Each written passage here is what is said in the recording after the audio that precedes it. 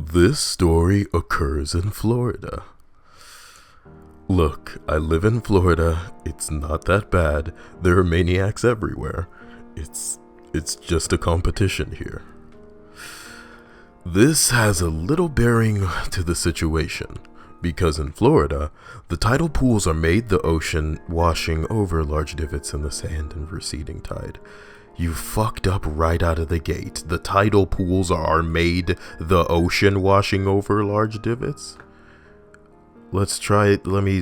This has little bearing on the situation because in Florida, the tidal pools that are made when the ocean washing over large divots in the sand and the receding tide, leaving large pools of water only a foot deep that the children love and the parents feel comfortable leaving the children in the sentence still doesn't make sense.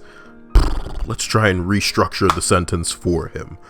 Excellent. A fuck up and a fuck up. Exhibit would be proud. This has little bearing to the situation, because in Florida, you see why I don't read these live? The tidal pools that are made when the ocean washes over large divots in the sand and receding tide, leaving... Oh my god, there are pools in the sand that kids play in. Let's move the fuck on. And the parents feel comfortable leaving their children in them. I wonder why the little shits grow up to fucking write shit like this and give me a headache. That is before I enter the story. It was the afternoon, and I was hanging out with a few of my friends surf fishing. One of my friends catches a bonnet head shark, and one of the larger ones I've seen, at around 4 foot 3 inches. That's 1.3 meters for you non-Americans. As a kid, I remember I always enjoyed seeing the fishermen bring in what they caught surf fishing, and a few of my friends agreed that it would be appropriate to take the shark in a large bucket. We had to show the children.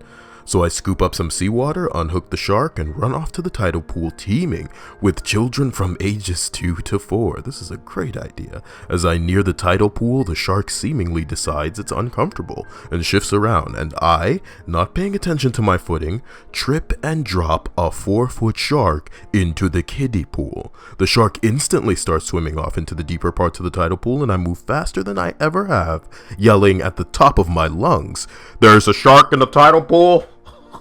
There's a shark in the tidal pool!" Mothers grab their children, babies are crying, and I'm dashing around in a foot of water trying to grab a bonnet head shark.